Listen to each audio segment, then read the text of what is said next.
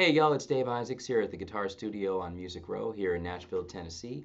And today I want to talk about a topic that should be of interest to many of you and maybe a real challenge for some of you, and that topic is bar chords.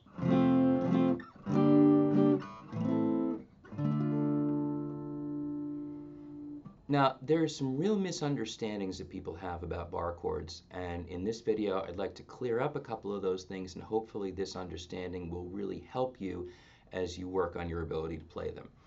And the single biggest thing you need to realize is that playing bar chords should not be about squeezing and gripping as hard as you can. And I know that some of you have learned that from the beginning. Some people were told that by teachers that might have been well-intentioned, but ultimately didn't really have the right idea. I'm not going to say that there aren't times when you need to bear down a little harder to get a clear sound.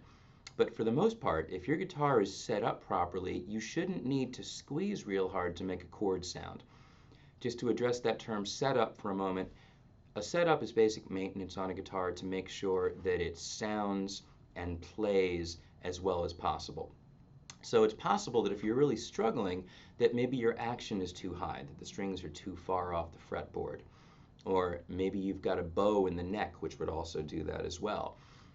There's a number of things that can make it harder to play. So you want to make sure that your guitar has been adjusted for maximum playability. Now, there are reasons why some players might choose to have higher action or heavier strings. As a rule, that allows you to produce more sound. But if you're in a position where you're struggling right now, the struggling part is more important. And once you've really developed the ability to play those bar chords comfortably, you can always go to higher action or a heavier set of strings if the guitar isn't producing enough fullness of tone for you.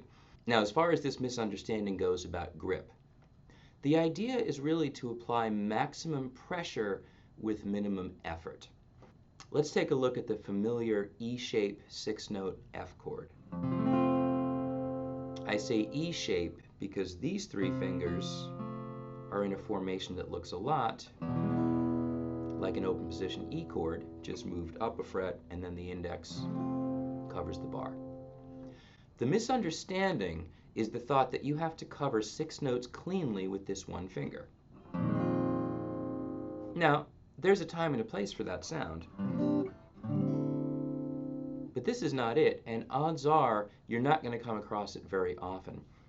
If we take a good look at this chord, what you'll notice is that I have 3 fingers down that are sitting on the fingertips the way that I ordinarily would play a chord.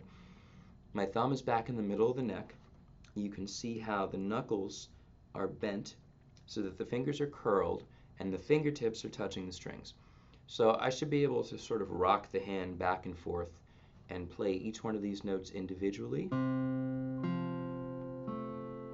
and not squeezing any harder than I would to play an ordinary open position E chord. Now the whole reason we need the bar, of course, is when we move that E chord up, we have 3 notes that moved, but 3 that didn't. So the bar is responsible for those other 3 notes, not all 6. And here's the other trick. I do need to drop my wrist a little bit. You see how there's some bend in that wrist. It's not a dramatic bend, but if your ordinary position for open position chords, hand position for open position chords is like this is what mine is like. So my thumb is often peeking over the top of the neck because that allows for a straight wrist. Now this is a great position for power and for grip, but not so much for reach and extension. In a nutshell, the way our hands are made, a straight wrist gives us grip, but it's difficult to separate the fingers. A dropped wrist allows us to open the hand, to bend the fingers. So think about, say, a C chord. Once you're at the point where you're comfortable enough that you can make this reach, and it's not even really a reach, it's more of an extension. If you look at the difference between the way this finger sits on the string, the curled index, the slightly more extended middle, and the more extended ring, you see how there's a difference in how much each finger curls as I go from index to middle to ring. the more the finger has to reach, the less it curls, which makes perfect sense, really, because here I don't have very far to go, whereas here I've got more ground to cover, more distance. So the more extended finger allows me to do that. It's not about separating the fingers from each other, it's about your ability to extend by just uncurling the knuckle.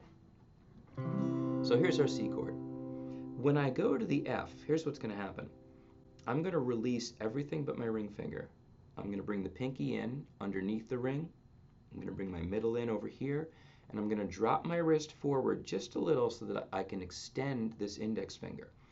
Then when I bring it in, notice that the finger is tilted to the side somewhat. In fact, my whole hand is leaning to the left a little bit. And what that does is that it pinches the E and B strings, the two thinnest strings, in here. And if you just hold your fretting hand out in front of you, it's a very natural thing for the thumb to land right about there. You've got a good amount of pressure there very naturally just from the way the hand is made, right? Even if you move your thumb over to the fingertips and do this, you'll feel a difference in how much natural pressure you have available to you, how much power. So you can actually practice just taking the thumb and index finger and touching the side of the index to the first string at the first fret. My thumb is about in the center of the back of the neck. So you can bring that finger in and just sort of pinch. It's like a hinge. So I get that first string ringing, and by just experimenting a little bit with both the position of my thumb and my wrist and the angle that the index finger comes at the strings at, you should be able, as I am now, to cover the first and second strings with the edge of that finger, and then to get the low E, or low F note on the first fret of the low E string, you bring that fingertip in. That's essentially how the bar works. It's about leverage more than force. That this position gives me more leverage, and therefore I don't have to squeeze so hard to hold those notes down. Now here's the other thing. Most people try to put the bar down first. I don't recommend that, because once you've done that, you are now having to stretch the other fingers. I think it's much more efficient if you plant the other fingers first, drop that wrist, and extend the bar. Now, I don't mean to minimize the effort that this requires, okay? So if you're struggling, it really may be also that your fingers haven't quite developed the independence and control that they need. And it's about independence and control more than it is necessarily about strength. And there's a couple of things you can do to help with that. One is simply to do a basic finger exercise. This might be familiar to you. One finger per fret. But notice how slowly I did that. Notice that I'm not trying to stretch. I'm thinking about how each finger sits on the string. And I'm thinking about this idea of balancing on the string. So I'm not squeezing. I'm just experimenting with how lightly I can lay on the string and still make the note sound, using all four fingers. And then I'm going to work my way across. Again, not trying to stretch. It's not about stretching. It's about the independence and control of each individual finger. So you can do that just as a simple warm-up, but that slowly, because any faster than that, you're probably not going to be really able to think about and control the amount of pressure and be aware of your grip. And the thing is, if you've been struggling, and especially if you're used to really clamping down when you play chords, then that grip is in muscle memory.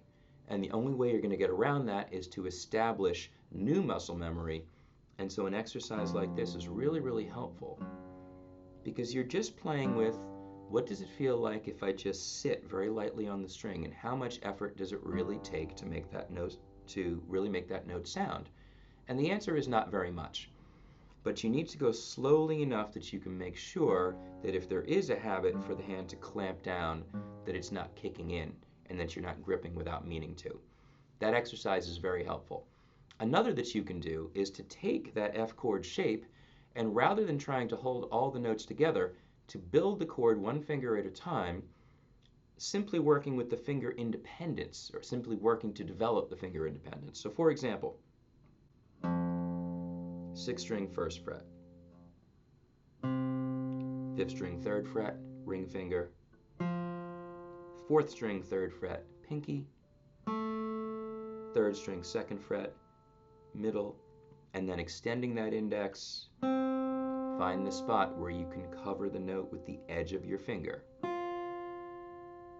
So notice I'm not trying to hold all the notes together. I'm just sort of activating each finger. I'm getting comfortable with where that finger needs to be.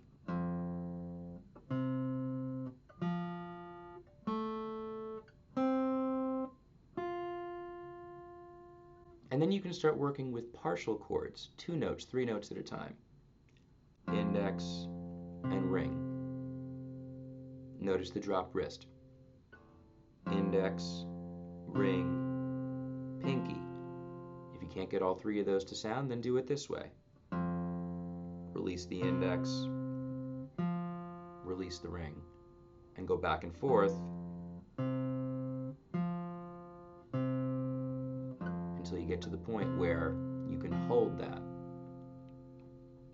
Then try this. Index, middle. Again, notice the drop wrist. Right? So, extended index finger. And by the way, you might find that your finger wants to extend past the end of the neck. My hand just goes right about to the string, to the end of the neck. But if you have longer fingers, it really may be that this is the more natural position for you. It isn't for me, but the proportions of everyone's hands are a little bit different. So you have to experiment. There's no absolute to it other than the fact that we don't want to claw the wrist and we really don't want to have to bear down. Okay?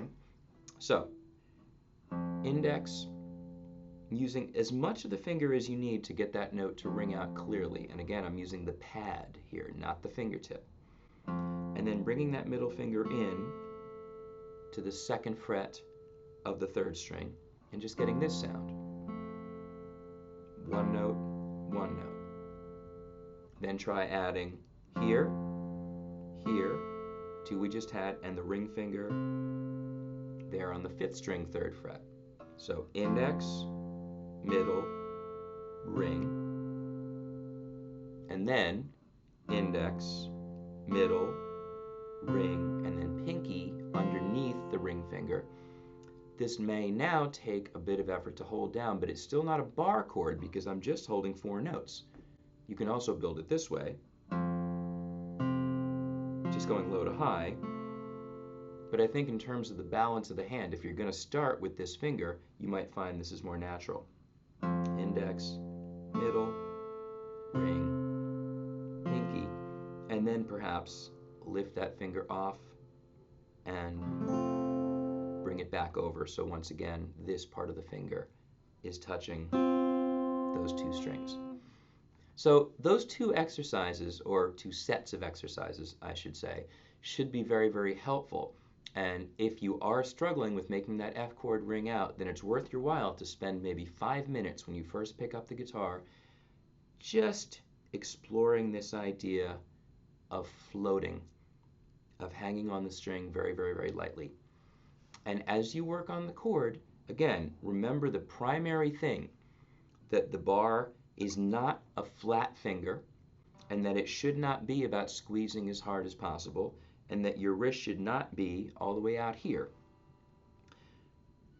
Try planting these fingers first, dropping the wrist, bring the index finger in, but start with it extended like this. So the best way for you to build it as you're working on it would be ring finger, 3rd fret, 5th string, add the pinky underneath it, 4th string, 3rd fret, add the middle finger, 3rd string, 2nd fret. Here's 3 clean notes.